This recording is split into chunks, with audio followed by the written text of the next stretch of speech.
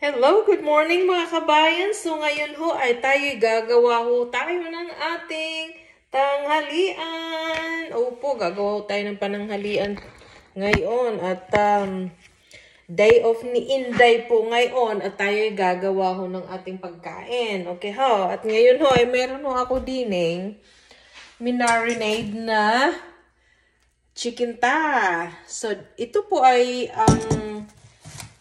boneless ho nating chicken thigh at gagawin ho nating fried chicken. Kasi ho, napakatagal na ho ako hindi naggagawa ng fried chicken. At gagawa ho tayo ng gulay mamaya ho. Ito ay carrots ho at saka cabbage. So ngayon ho, ay i-assemble ho natin ang ating fried chicken. Oh ho, gayon baga.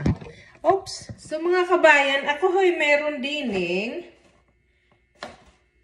chicken fry mix. Okay ho?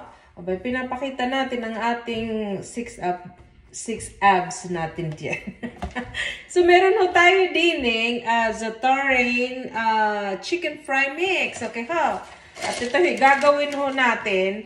Ilalagay ho natin ito sa ating empty bowl ho. Okay, ilalagay natin dine, at ang aking gagawin ho, ilalagyan ko ho, mimix ko ho siya ng self-rising flour para ho hindi gaano ho siyang maalat baga. So lalagyan ho natin siguro ho mga 3-4 na tablespoon ho ng ating regular flour. Okay ho? Okay, at ang gagawin ho natin ay lalagyan ko ho ng ating paminta at ang ating paprika ho. Ito gusto ko kung may herbs talaga ako ho nilalagay din at ayoko ng plain laang ay walang lasa. Maraming paminta ho ang ilalagay natin. Ito yung napakasarap. Ito ang isa sa mga paborito ho ng aking asawa.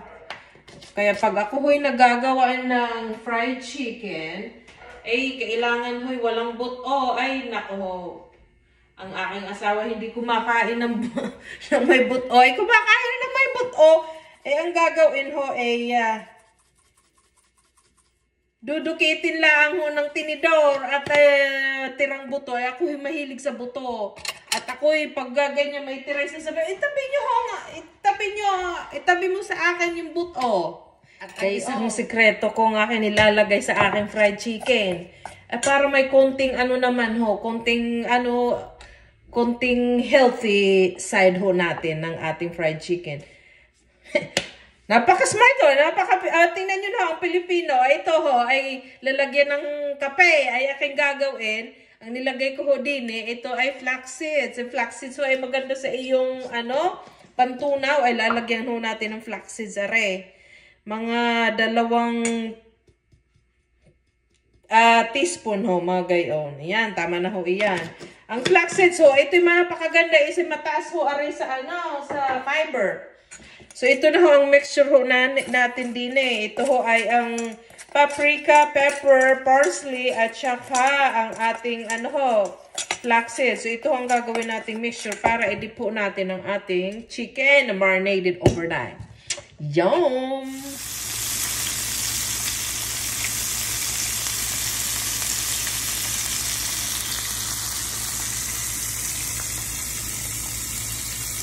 Okay, mga kabayan, na gagawa ho tayo ng dip para sa ating fried chicken. Fried chicken. Ang ating ingredients po ay napakasimple lang ho. I'm pretty sure meron ho kayo nito sa inyong mga pantry. So, ang aking gagawin ho, ay gagawa ho tayo ng sausawan sa ating fried chicken. At saka meron ho tayo sa ating pananghalian. Ay, meron pa ho akong natirang lumpia. So, gagawin ito ay isang sausawan para sa lumpia at ang ating fried chicken. Meron ho tayo dining balsamic vinegar, olive oil, soy sauce, at ang ating secret po diyan ay ang ating asukal. Sige ho, ilalagyan ho ang ating tasa din Okay? Kaya lalagyan ho natin ng soy sauce ng mga about po mga isang tablespoon ang ating vinegar. At kung mayroon ho kayong meron ho about mga tablespoon din ho. Kapag meron ho kayong sukang, ba yun ho? Paumbo, sukang coconut, ay napakasarap po niyan. Lalagyan ho natin ng mga teaspoon ho ng olive oil. Ayan. Ay, napakabango din eh. At lalagyan ko ho ng asukal. So, ari ho ang aking asukal na ilalagay na about mga 1 tablespoon po. Ilalagay ko din sa aking tasa. Tatakpan ho natin ang asukal bago ilagamin. At lalagyan ko ho ari ng... Okay, at ito ilalagyan ko ho ng parsley. Ari ho. Ayan, kung nakikita ho ninyo. Lalagyan ko ho ito ng parsley flakes. Ayan, napakasarap. At of course, ang ating red pepper. Ayan, napakasarap eh. Napakarami ang ilalagay ko lagi din eh. At kayo, pag gusto niyo ho'y maanghang, lagyan na lang ho ng mas marami-raming pepper. So, ito na ho ang ating dip. Ayan ho. Oh, napakaganda eh.